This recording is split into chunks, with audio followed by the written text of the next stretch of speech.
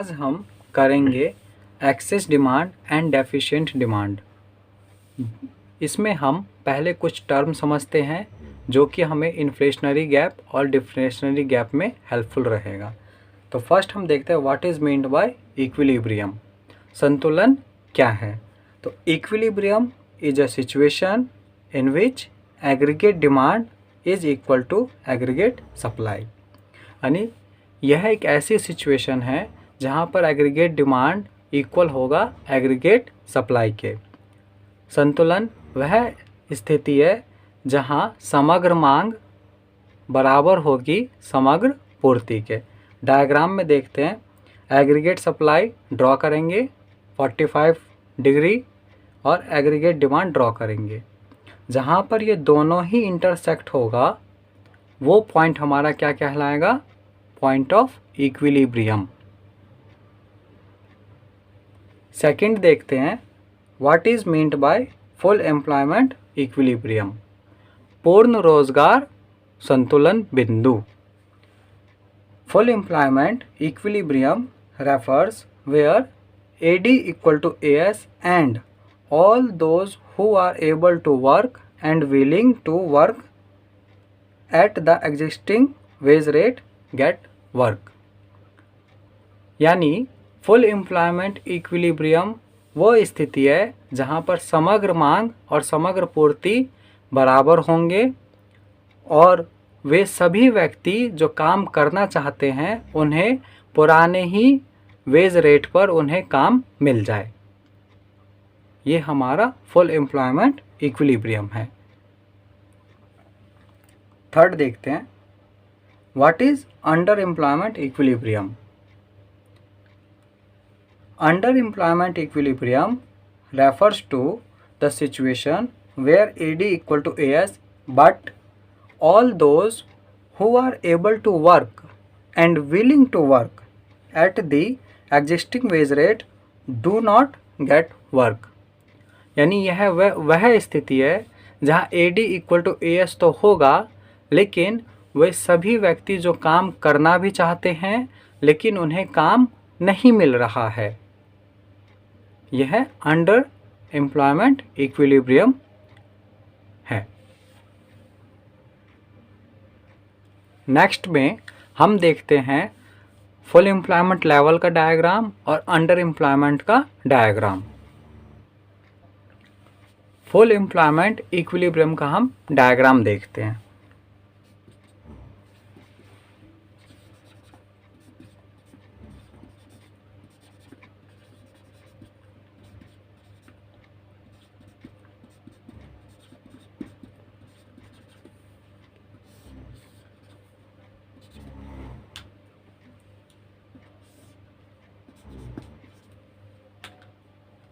ये aggregate demand किस पे? फुल एम्प्लॉयमेंट लेवल पे। ये पॉइंट जहां इंटरसेक्ट हो रहा है ये हमारा क्या कहलाएगा? इक्विलिब्रियम। यानी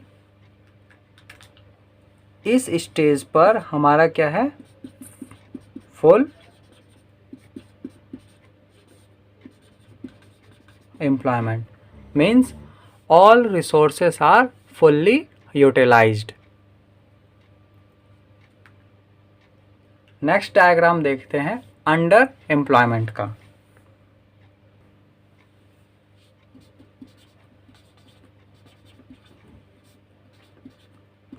इनकम, आउटपुट और इधर हम लेंगे AD और AS। अब देखिए अंडर एम्प्लॉयमेंट का।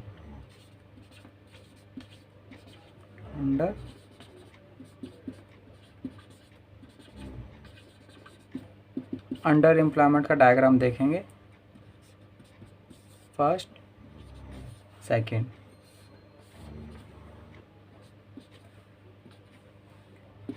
एक्स वाई, इधर AD AS origin, income, output, aggregate supply curve draw करेंगे। ये हम ड्रॉ करेंगे एग्रीगेट डिमांड अब इससे नीचे जब हम ड्रॉ करेंगे तो ये हमारा क्या कहलाएगा, aggregate demand eight under employment. ये तो हमारा फुल एम्प्लॉयमेंट लेवल है ई, और ये हमारा क्या है, अंडर एम्प्लॉयमेंट। इसे हम कर देंगे ई डैश। अंडर एम्प्लॉयमेंट फिर से देखते हैं, एग्रीगेट सप्लाई कर्व, उसके बाद हम एग्रीगेट डिमांड कर्व ड्रॉ करेंगे फुल एम्प्लॉयमेंट लेवल पर, और इससे नीचे जब हम ड्रॉ करेंगे तो ये हमारा क्या कहलाएगा, aggregate demand eight under employment. Full employment, under employment.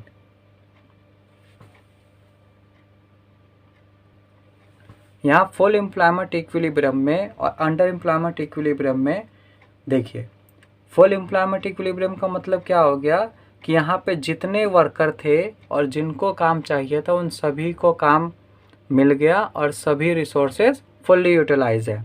यह है full employment equilibrium. But under employment में क्या है कि वे सभी वर्कर जो काम भी करना चाहते हैं बट उनको काम नहीं मिला।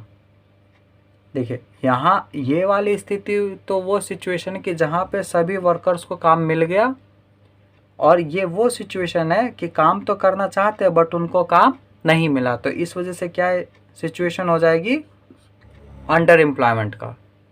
अब हम देखते हैं over employment. Over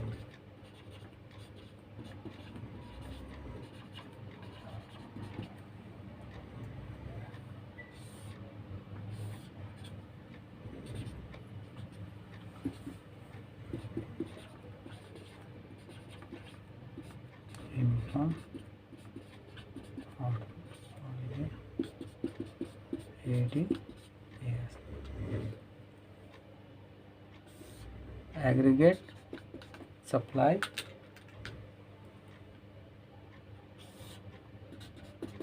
aggregate demand at full employment. ये फुल एम्प्लॉयमेंट इक्विलिब्रियम है। अब देखिए, जैसा कि हम नाम से ही देख रहे हैं, ओवर, ओवर किससे, एम्प्लॉयमेंट से। तो फुल एम्प्लॉयमेंट लेवल कहाँ है, यहाँ है। तो इससे क्या होगा, ओवर मतलब इससे ज़्यादा। तो देखते हैं ये क्या है, aggregate demand eight over employment. तो हमारा न्यू इक्विलिब्रियम पॉइंट कहाँ शिफ्ट हो गया, ई डैश, और ये है हमारा ई।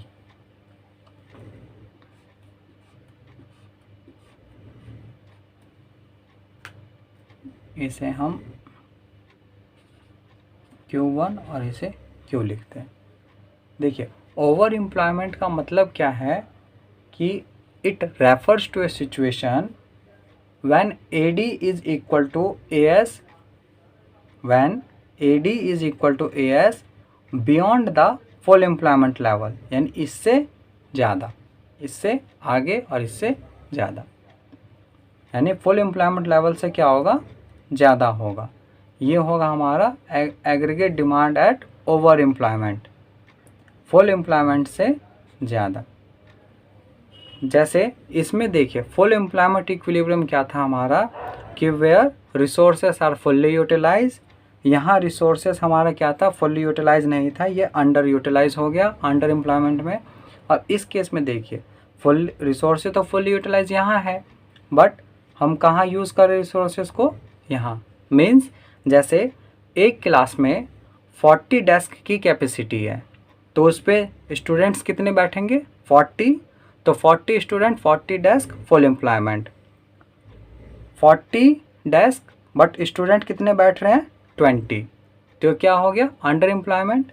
अब इस केस में देखेंगे हम, डेस्क कितने हैं, 40, बट हमारे पास स्टूडेंट्स कितने आ गए, 70, तो ये क्या, कौन सा केस होगा, ओवर एम्प्लॉयमेंट।